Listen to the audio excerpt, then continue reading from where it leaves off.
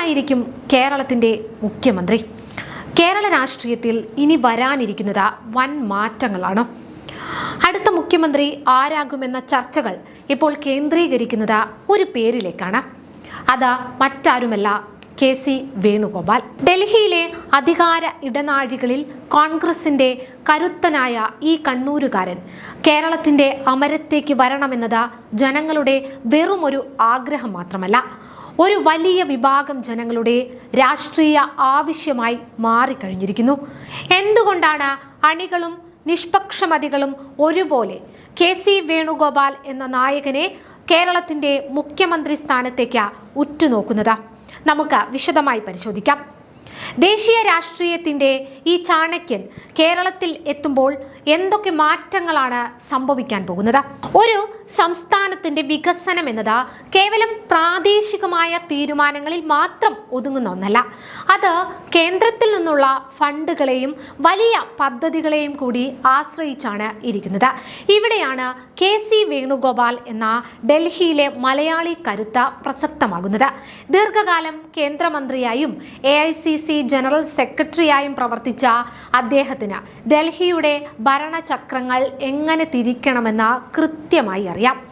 ഡൽഹിയിൽ അദ്ദേഹത്തിനുള്ള വ്യക്തിബന്ധങ്ങളും രാഷ്ട്രീയ സ്വാധീനവും കേരളത്തിന് അർഹമായ ഫണ്ട് വിഹിതം നേടിയെടുക്കാൻ വലിയ ഗുണം ചെയ്യും.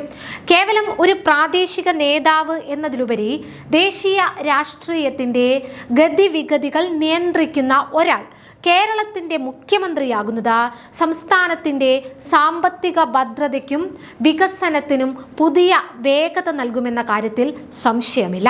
ഡൽഹിയിൽ നിന്ന് കേരളത്തിന് ലഭിക്കേണ്ട പദ്ധതികൾ വൈകുമ്പോൾ അവിടെ നേരിട്ട് ഇടപെടൽ നടത്താനും അത് നേടിയെടുക്കാനും KC വേണുഗോപാലിനോളം പ്രാപ്തിയുള്ള മറ്റൊരു നേതാവ് ഇന്ന് കോൺഗ്രസ് നിരയിലുണ്ടോ എന്നത് രാഷ്ട്രീയ നിരീക്ഷകർ ഉയർത്തുന്ന പ്രധാന ചോദ്യമാണ്.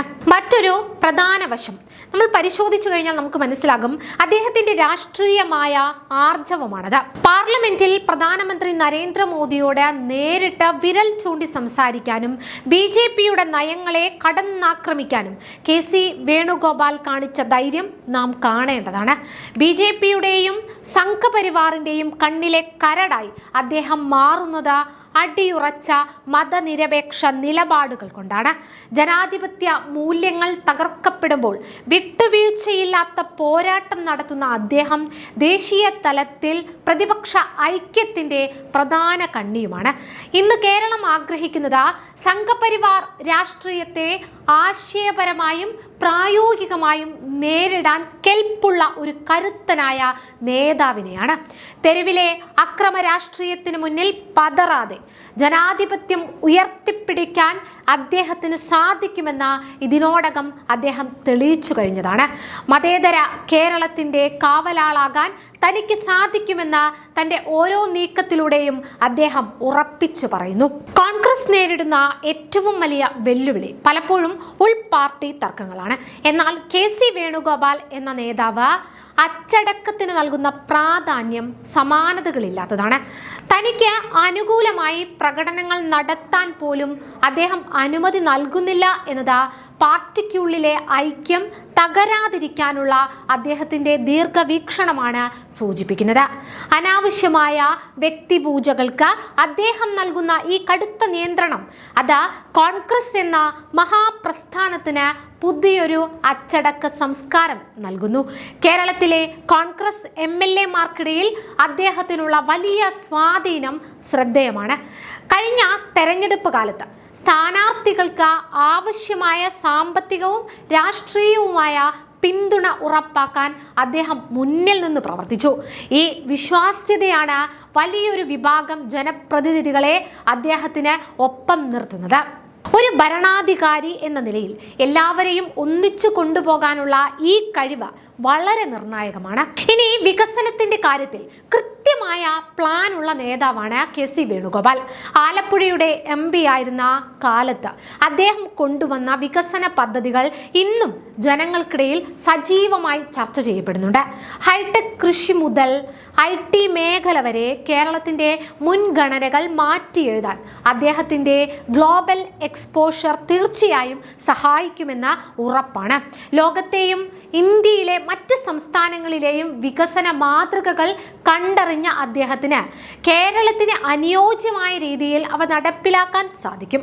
സാധാരണക്കാരുടെ പ്രശ്നങ്ങൾ കേൾക്കാനും അത് പരിഹരിക്കാനുമുള്ള അദ്ദേഹത്തിന്റെ ശൈലി ജനകീയ മുഖ്യമന്ത്രി എന്ന പ്രതിച്ഛായയിലേക്ക് അദ്ദേഹത്തെ വേഗത്തിൽ എത്തിക്കുമെന്ന ഉറപ്പാണ്. ഭരണഘടനാ വിരുദ്ധമായ നീക്കങ്ങൾക്കെതിരെ ശബ്ദമുയർത്തുന്നതിനൊപ്പം തന്നെ സംസ്ഥാനത്തിന്റെ അടിസ്ഥാന സൗകര്യ വികസനത്തിന് മുൻതൂക്കം നൽകുന്ന ഒരു പുതിയ കേരള മോഡൽ KC വേണുഗോപാലിലൂടെ സാധ്യമാകുമെന്ന് ഈ നാട്ടിലെ ജനങ്ങൾ വിശ്വസിക്കുന്നു. ഈ മാറ്റത്തിന്റെ കാറ്റിൽ ഏറ്റവും പ്രധാനപ്പെട്ട ഒന്നാണ് അദ്ദേഹത്തിന് ലഭിക്കുന്ന വ്യാപകമായ സാമൂഹിക പിന്തുണ. കേരളത്തിലെ പ്രബലമായ മത സാമൂഹിക സംഘടനകൾ അദ്ദേഹത്തിന് പിന്നിൽ അണിനിരക്കുന്നു എന്നത് വലിയൊരു രാഷ്ട്രീയ സൂചനയാണ്.